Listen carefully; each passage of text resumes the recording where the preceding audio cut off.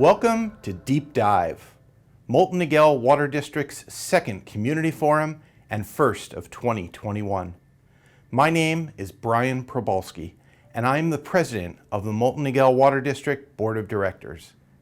This evening, we'll be taking a look at where our water comes from and how it's treated so that it's safe to drink, and we'll discuss how we plan for the future to ensure water reliability and sustainability.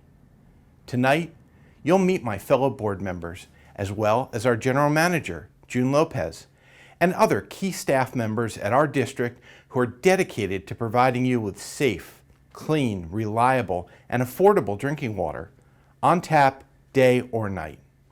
We'll provide you a tour of your water's journey from the mountains in Colorado and the high Sierras to you, our customers.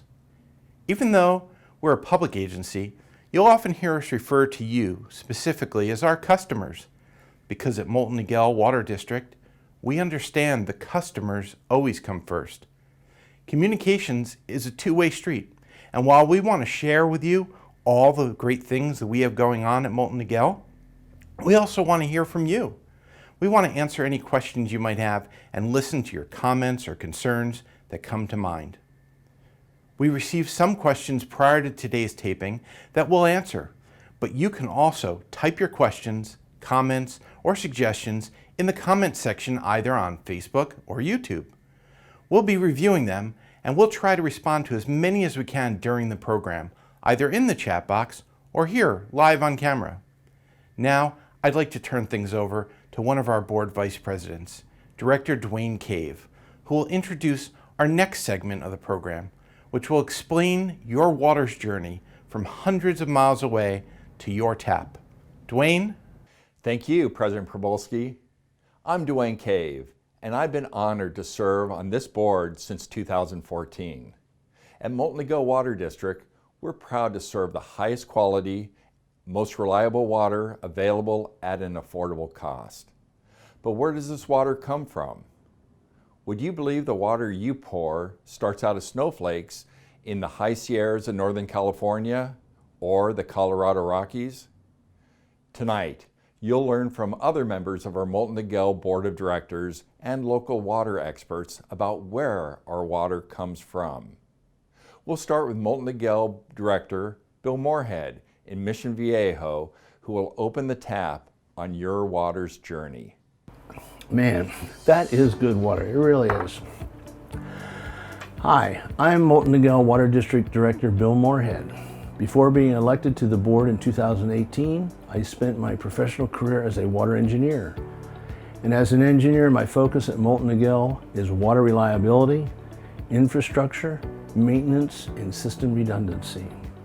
You can be assured in our district area that every time you turn on your tap, just like this, your water will be clean, safe, and plentiful. Ask most people where their water comes from, and they'll point to their tap, right here, right? Well, that's where the water journey ends, not where it begins. Our water's journey begins either hundreds of miles away in Northern California, way up in the high Sierras, starting out as a simple frozen snowflake, or it comes to us from far away via the Colorado River. From there, the melted snow ran through rivers and tributaries to our aqueduct that carries the water from hundreds of miles away to our treatment plants here in Southern California.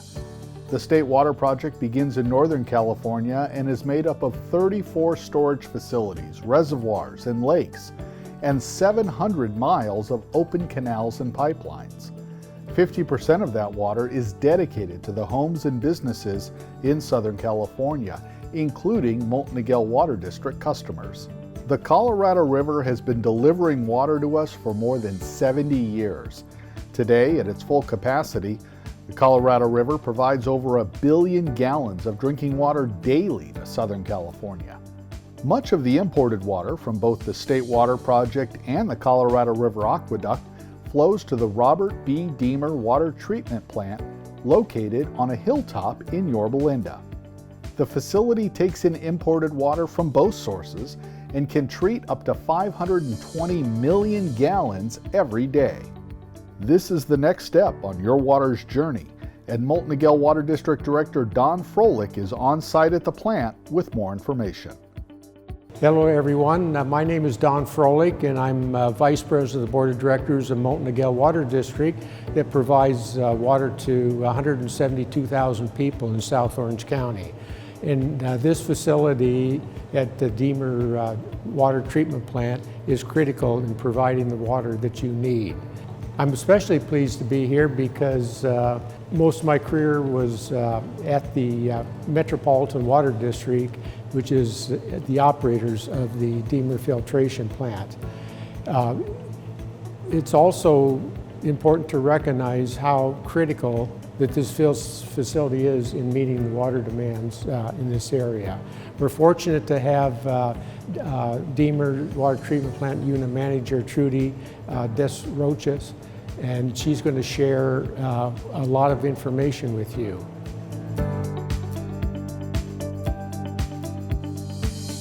Why is the Demer Water Treatment Plant so important to Moulton Niguel Water District? Well, thank you, Director Froelich. I'd say that Demer plant is important because Southern California doesn't have enough local water supply to meet the demands of the public. So Metropolitan imports water from outside Southern California, specifically from the Colorado River and from Northern California in the state project water system. And we bring those supplies down here, and our job at Demer plant is to treat those two supplies and provide that water to residents of Orange County and Los Angeles County.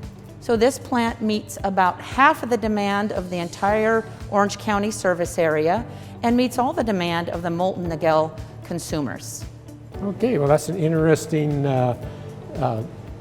information, especially for our customers, knowing that they're 100% dependent on that water.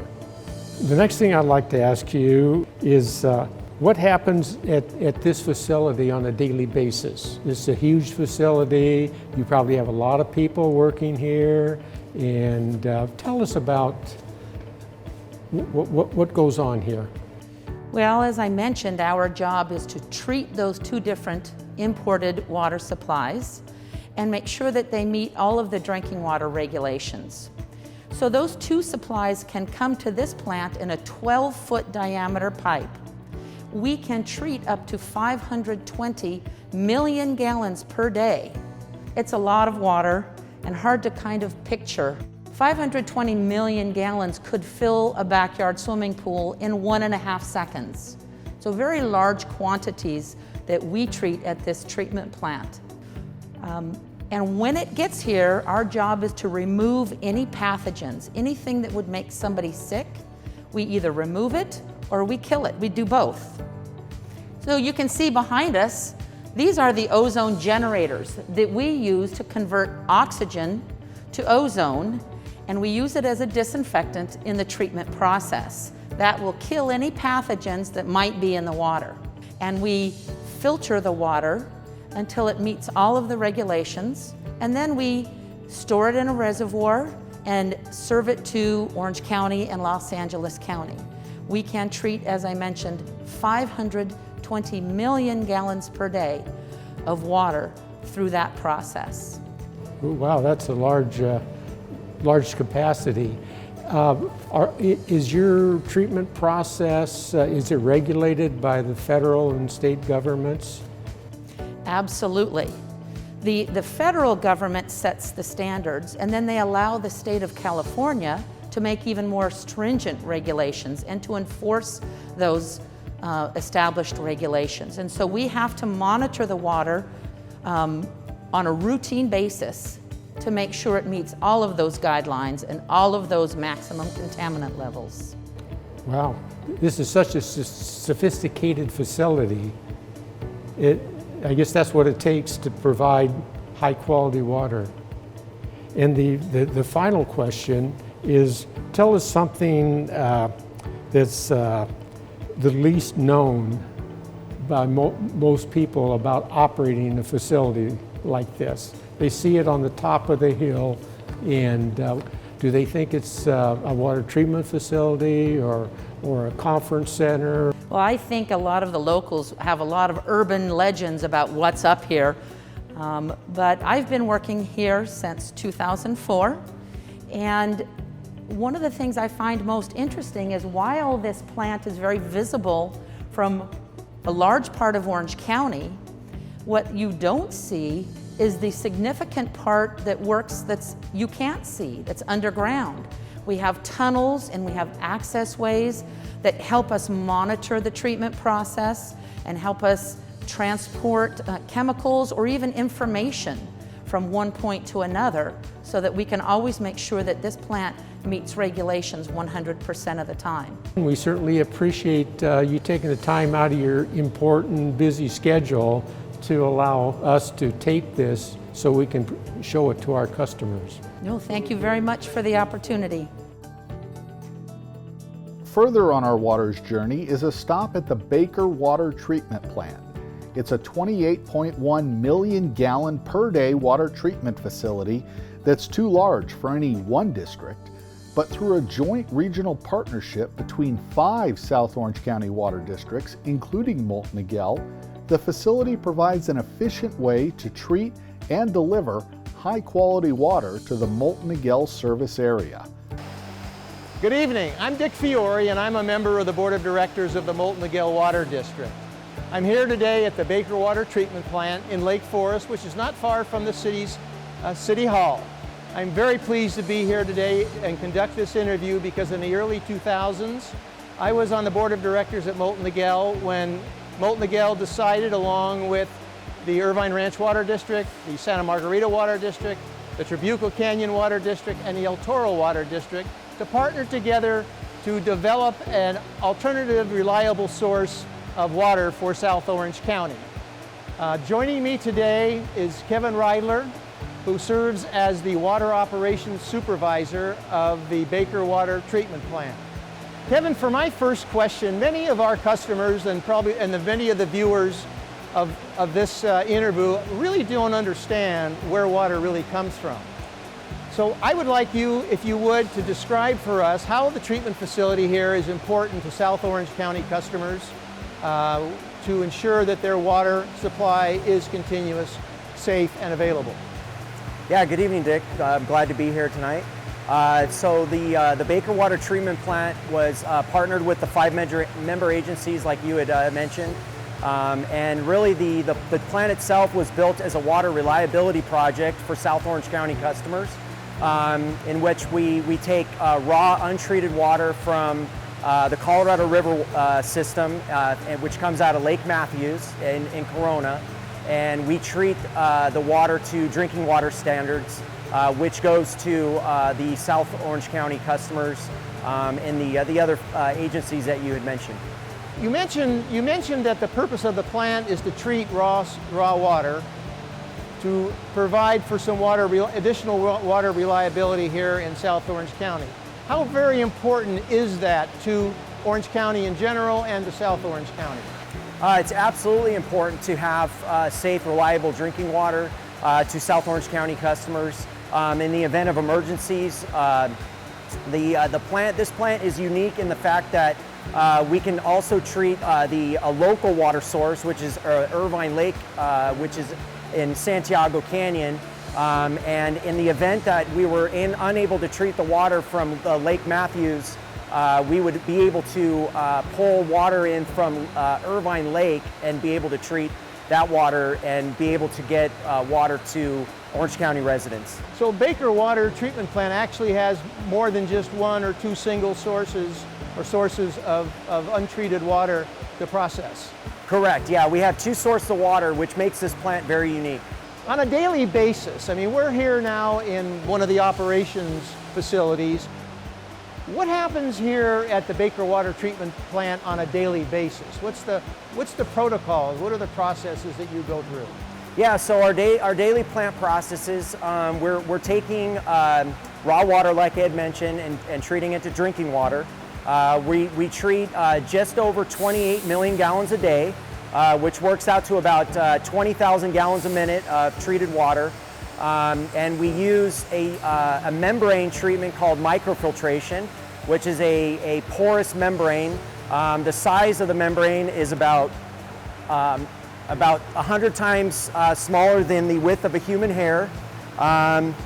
And the raw water is fed in through the bottom of these modules, and it filters through the porous membrane and comes out as filtered water. And then from that point, we use UV disinfection for Giardia, and also our chlorine disinfection for viruses. Now what you're holding there is a portion of one of the membranes. Correct. This is a cutout of one of the membranes. And these back behind here are actually this membrane, membrane. So the plant has 1,664 of these membranes, in which we can treat about just over 28 million gallons a day of treated water, which serves South Orange County. And during the day, what do you and your crews do to keep this whole operation and facility working consistently? So there's many things that we do on a daily basis, including water sampling. We're checking all of our equipment, our pumps. We're processing solids disposal, and we're doing just daily rounds and just all sorts of stuff. On occasion, do you find yourself coming here after hours and dealing with maybe a failure of one of these membrane facilities on occasion? Yeah, so the plant is unique in the fact that we do have an on-call person that is monitoring the plant at night. So we're not here at night, we're here during the day. And if there's a critical alarm, then we would come into the plant and come and take care of that issue that's going on. So some of you are on call 24 hours a day as a practical Correct. matter. Yes, yeah, we're on call 24 hours a day. Okay. Yep. Kevin, there's a lot that we've talked about and a lot more information that we haven't, but what is probably the single most interesting fact about the Baker Water Treatment Plant that our viewers would be interested in knowing that we haven't talked about? Yeah, what's unique about this plant is there was a treatment plant here originally, and that plant was taken and redesigned and was increased for the production of what the plant could produce. So there was a plant that was here originally that was taken down and redesigned to this new facility. And if I'm not mistaken, that's how the Baker Water Treatment Plant became known as the Baker Water Treatment Plant, because the prior filtration plant was the Baker Filtration Plant. Yeah, it was originally the Baker Filtration Plant. Yep. Kevin, thank you very much for your time today. It's been greatly appreciated. Now let's continue on our water's journey. Your water flows further south into the Moulton Niguel service area.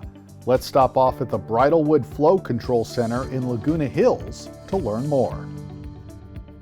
Welcome, I'm Director Diane Rifkin, and I'm here at the Bridlewood Flow Control Facility in Laguna Hills. Many of you have probably driven right by it, but it is so well designed and integrated into the community that you would never know it's a water infrastructure facility. The facility is located at the corner of Oso Parkway and Bridlewood Drive. And also with me today is our Director of Engineering, Rodney Woods, who's going to share more information about this facility with us. Rodney, why is the Bridlewood facility so important to our Moulton Niguel customers? Thank you for asking that question, Director Ripken. That's a great question. This is a critical facility to the Moulton Niguel Water District. Water is able to be imported into the district. More than half of the water that comes into the district comes through this facility. And this particular facility allows us to move water to 3 different pressure zones. Because it comes in at such a high elevation, it allows us to save on a tremendous amount of pumping costs, which saves the customers quite a bit of money annually. Rodney, thank you for that information. Let's delve a little deeper. What would our customers find helpful to know about the functions of Bridlewood on a daily basis? Oh, on a daily basis, Director Ripken, water is imported from our retail wholesaler, and we're able to distribute the water that comes into our system to more than half of our customers through this facility. On a daily basis at this facility, there's not a lot of day-to-day activity that needs to happen, and that's because they have the ability to adjust flows and meet the needs of our customers remotely through our SCADA system. Rod, thank you so much for that information. Let's do one last question. What would you say is the least known aspect of the Bridlewood facility that would be helpful for our customers to know? Great question. I can think of a couple different things that are not well known about this facility. Number one, as you mentioned and alluded to in the beginning, it's very hidden. It's got a feel of a residential facility, so you'll drive right by it and you might not even necessarily know that it's here. Number two, because of the high grade that this water is brought into our system, it saves on an annual basis the district's customers about $1 million annually on electrical costs associated with pumping. And then number three, in the event that any of our neighboring agencies have any sort of emergencies necessitating the need to get water from us, we're able to provide that water to them through these nice little spools out here and reverse flow through this facility to supply our neighboring agencies. Rodney, thank you so much for sharing more about this impressive facility in the Moulton Niguel Water District. Our customers will benefit by learning more about exactly what's in their backyard and how it benefits all of us. It's been an absolute pleasure, and I'm happy to do so anytime. In addition to water reliability, water quality, and water pressure, it's important that we have water storage as well. So for this last stop on Your Water's journey, we're going up to the top of Moulton Peak with Director Sherry Waninger and Assistant General Manager Matt Collings, who will talk about emergency water storage to protect our customers. Hello, I am Director Sherry Waninger, and I'm up here at the Moulton Peak Reservoir in Aliso Viejo. Not only is this location beautiful, it's home to 2 of our water storage tanks. With me today, I have our Assistant General Manager, Matt Collings, who's going to share some additional information about this site with us. Hi, Matt. Good afternoon, Director Waninger. So, what about Moulton Peak Reservoir is important to Moulton Niguel water customers? Well, Moulton Peak, like a number of other storage tanks that we have throughout our service area, provides critical storage of water for our customers' demands.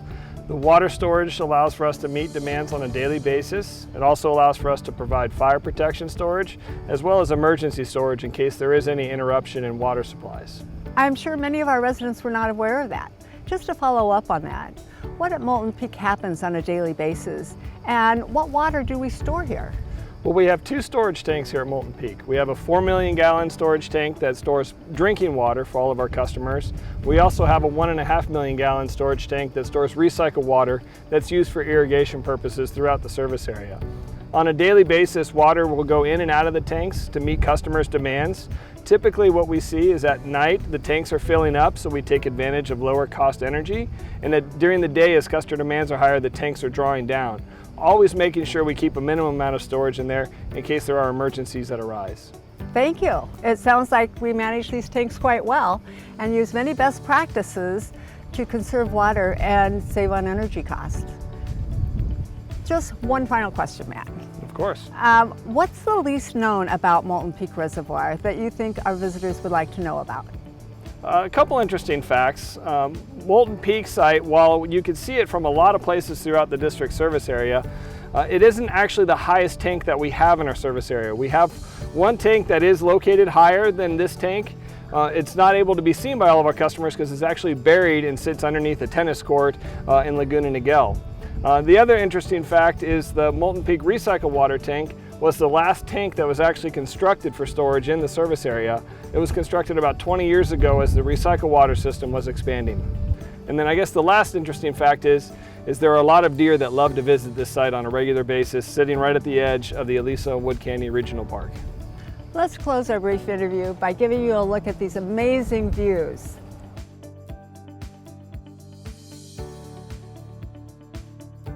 Hey, thanks for taking a deep dive with us about our water. I mean, this stuff is so good. I gotta have some more, I really do.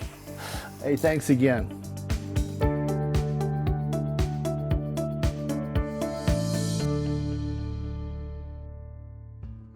Thank you, Director Moorhead, and all my fellow directors who helped take us through our water's journey.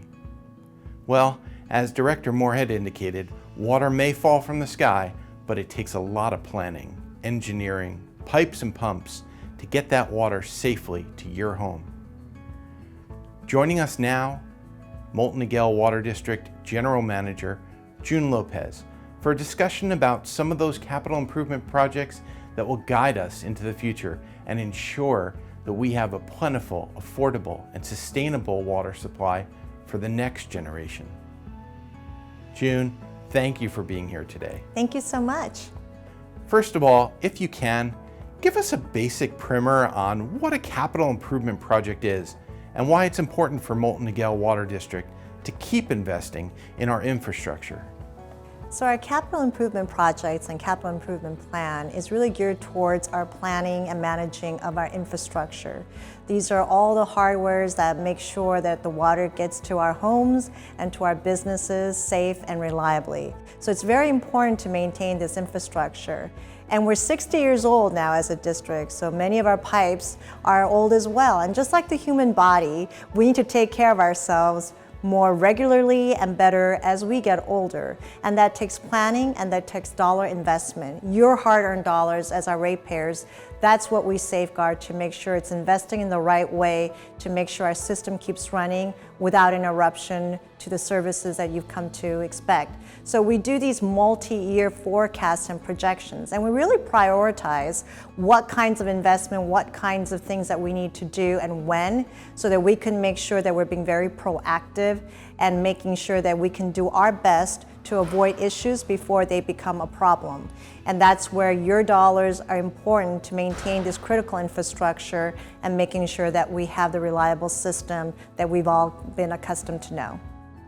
Looking back over the past 60 years of our district, we've had some very forward-thinking projects that have put us in an enviable position in terms of our water planning projects.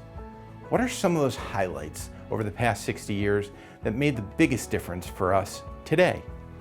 We have many great stories to talk about, but in the time that we do have, I'll just mention a couple. So we've invested a lot of time and effort into our infrastructure. These are the systems, the pipes, the reservoirs that make sure that all of our customers have safe and reliable water. And we've really made some strides in how we manage that system through technology, through data, through the way that we do the financial planning, so that the time that we need the funds to make those kinds of infrastructure investment, those are timed best to make the most out of the dollars of our ratepayers, but also to utilize other revenue sources, our cell tower programs, as well as our investment, and also going for state and federal grants. Those have all been very effective in investing into the system. The other is our reliability effort. As we know, water is very scarce in California and in the world, but especially in California. And we've lived through the most historic drought in our recent history.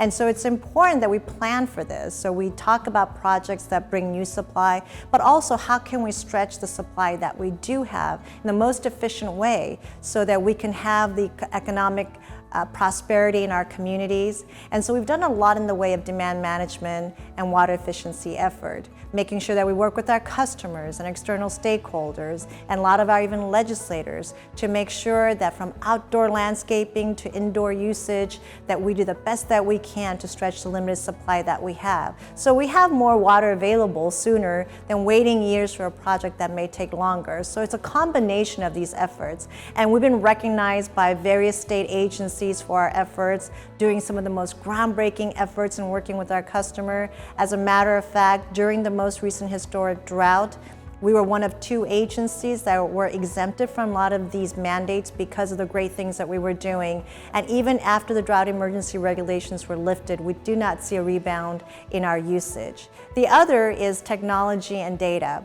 Our Advanced Meter Infrastructure Program, which allows a real-time read of the water usage of our customers. And that, coupled with our customer portal, allows our customers to see their water usage in real time rather than waiting a month or 2 for their bills. And it creates that dialogue, that engagement. And it's a way that we've seen that technology can build not only a bridge between us and the customer, but also allows for a greater participation of our customers so that they feel that they're part of the solution solution, and it's been very highly effective. So these are just some of the things that we're doing because it's all centered around people for us. Our board of directors, our staff, our commitment to the people in our community and the broader community of California. That's why we always like to say we're not just in the water business, we're in the people business.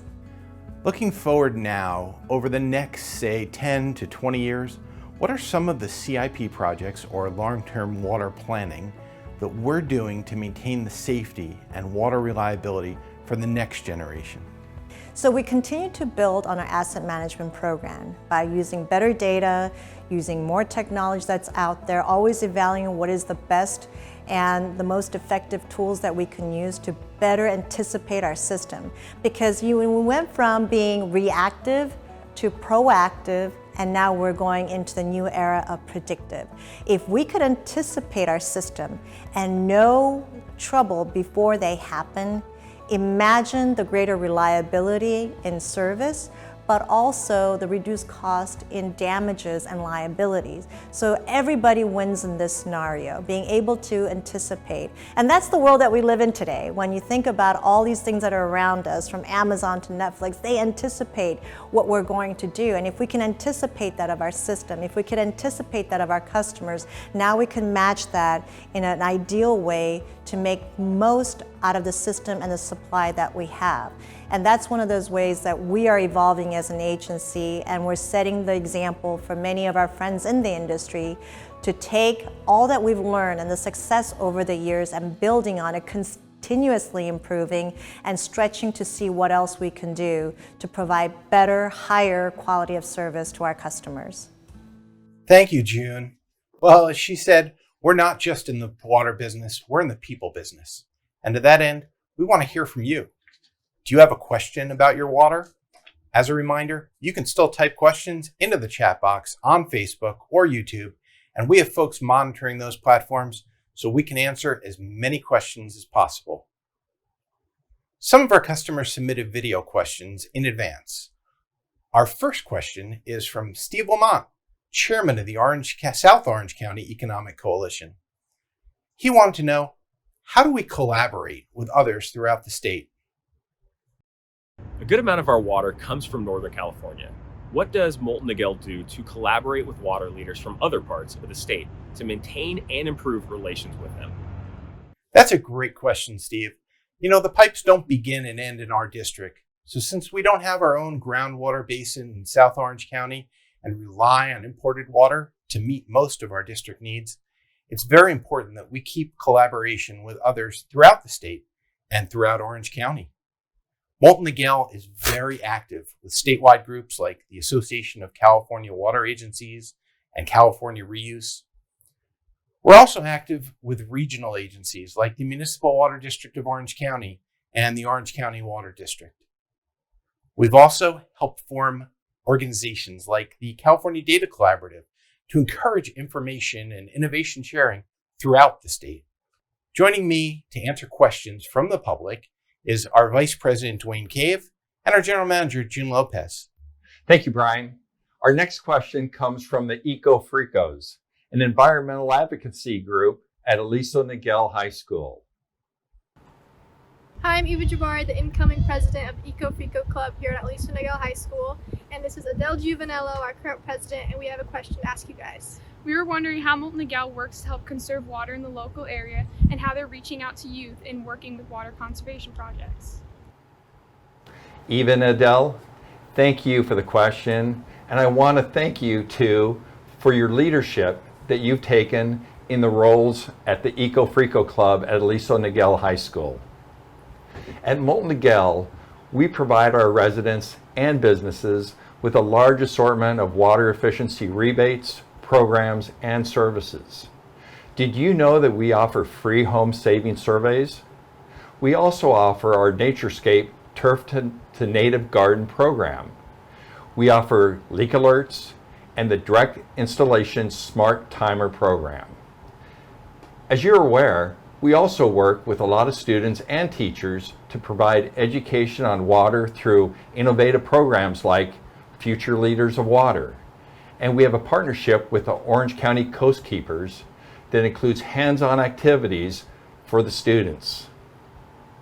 Now, our final video question is from, or next video question is from Rita Tayanaka, who wants to know how she can tell if her plumbing is in good shape or not.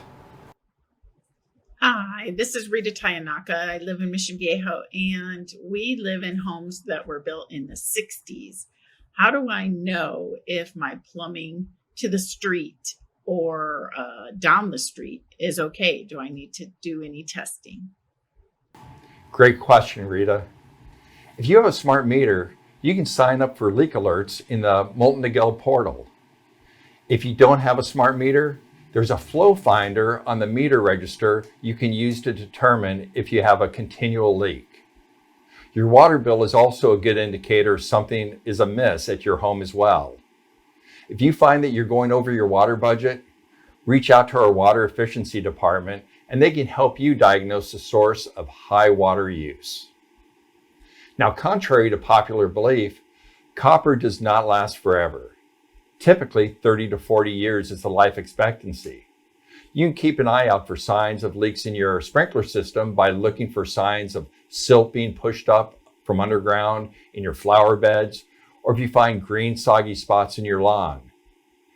In addition to our video question, we had several customers and members of the public submit questions to us via email when they registered for this program. Let's go to some of those questions and have June respond to them. What factors into hardness of our water, and how does Moulton Niguel rank in terms of water hardness compared to other districts in Orange County? So what causes the hardness in our water is calcium and magnesium, and these elements exist in nature.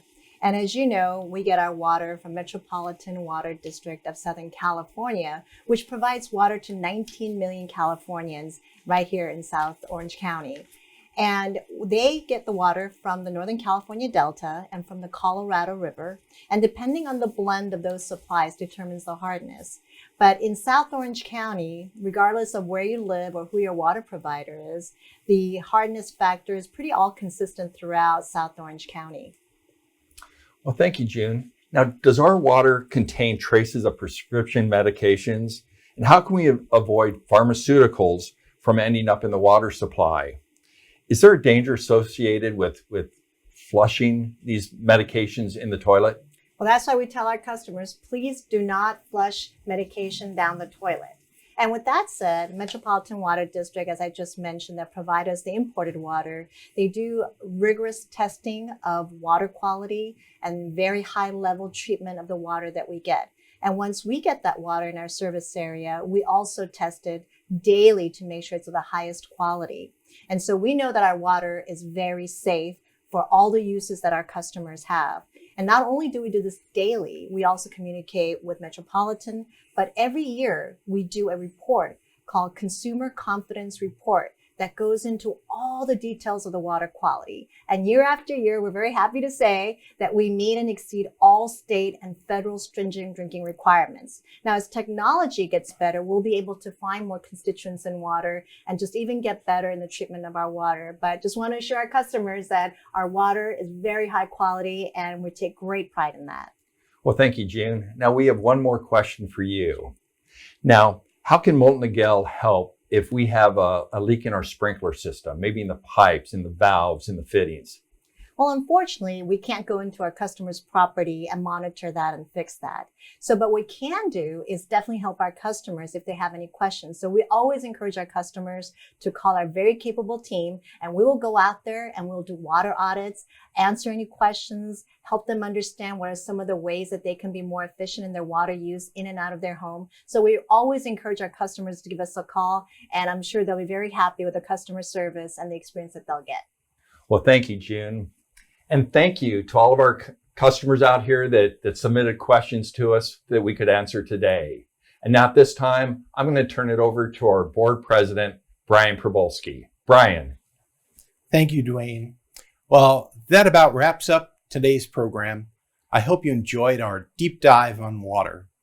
If you have any questions that didn't get answered tonight, please feel free to reach out and contact our staff via email, phone, or through social media. On behalf of June, Dwayne, and all of our board of directors at Moulton Niguel Water District, Thank you for joining us tonight, and have a good night.